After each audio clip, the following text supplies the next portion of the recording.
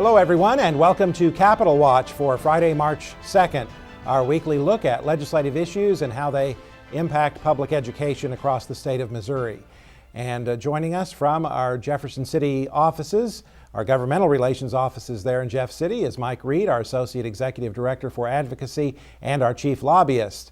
And Mike, at this time last week we were talking about House Bill 1740, where we were worried about that bill, worried it might come up on the House floor, and that did not happen this week, did it? It didn't happen this week. We're still worried about that piece of legislation. That bill is in the House Rules Committee, has not been voted out of Rules Committee, and we're looking that maybe it won't come out of Rules until later this month. There's a lot of work going on our side, as well as the proponent's side, and a lot of arm twisting and discussion telling people how this affects students in the state of Missouri. And I just think there's a lot of question on the votes on both sides. Who has the votes? Is there votes to pass it? Are there votes to kill it? Or are there some ideas of trying to strip parts of the bill out and to change parts of it? The biggest part that we have always been concerned about are the passport scholarships, tuition tax credits, vouchers, and again, changing and taking public money and giving it to private schools.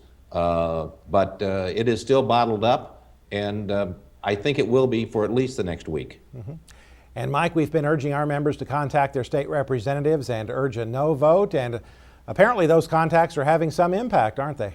Those contacts have had tremendous impact, and we need to keep people to keep the heat up and to keep letting their representatives know that this is not a good piece of legislation for kids. There are parts of this bill that are very good.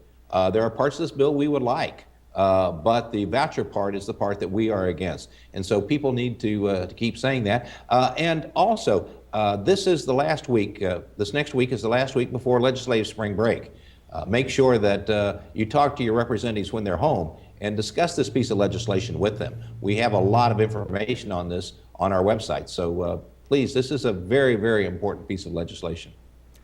A piece of legislation that moved this week, Mike, was House Bill 1174 that deals with state intervention in unaccredited school districts. Tell us about that. Yes, that's Representative Blair's bill that passed the House and is now on the way to the Senate. It gives DESE more flexibility in dealing with unaccredited districts and does away with the 2-year waiting period. It allows DESE to come up with methods of what is the best way to run an unaccredited district and to help out. And it also allows the unaccredited district and the board and the people in the district to work with DESE to see what is the best alternative to make sure kids receive a proper and a good education in unaccredited districts.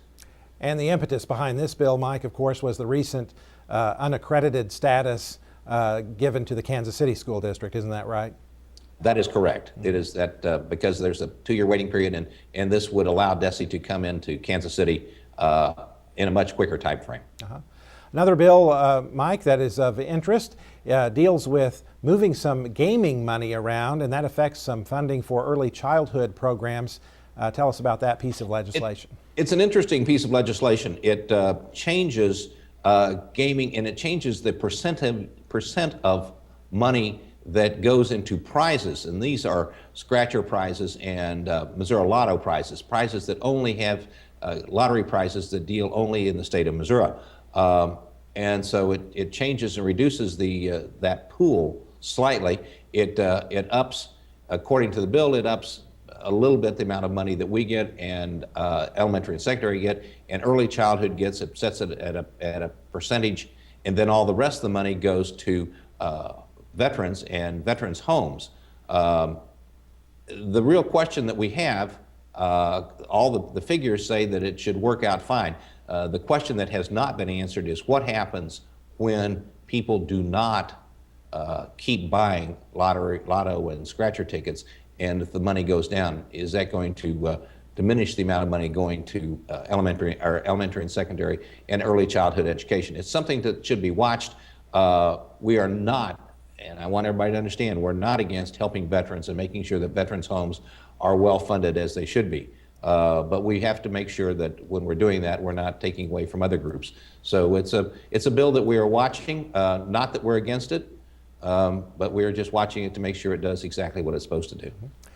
And speaking of money, Mike, the state budget process is moving along. Where do we stand right now on that? It is moving along. The House committees have now put their ideas together. The House Budget Committee will be meeting this week, and I'm sure even longer than that, to do markups on it to see where we are on the state budget. There's some question on how much money will go where, but it's still very early in the process. And we encourage the members of that committee to fund elementary and secondary education as fully as possible. Try to get as much money into the formula as possible as out there. The governor has recommended $5 million extra. We hope that we can look at all the sources of money, and that we can get that in every other piece of money. Not that we're only about money, but the formula is underfunded right now. And when that happens, it hurts kids in Missouri. Mike, of course, we're continuing our Tuesday visits to the Capitol through our School Board Advocacy Network, and we still have quite a few of those left, don't we? Yes, we do. We have a number of those left. We had a great group down from the St. Louis area last Tuesday. They met with lots of people, had good responses. Make sure that when your region comes down for S-band, that you come and see your elected officials in the Capitol. It's good for us to see you, and it's good for them to see you here in Jefferson City as well as at home, to let them know that you as an elected official have a great interest in what they're doing and how that their actions affect your district. All right, Mike Reed, as always, thanks a lot for your insight into the issues pending in Jefferson City, and we thank you for joining us on this edition of our Capitol Watch program. We'll also be keeping you up to date, as we always do, through our weekly Legislative Voice newsletter, and you can learn about daily developments in the General Assembly through the daily blog on our website.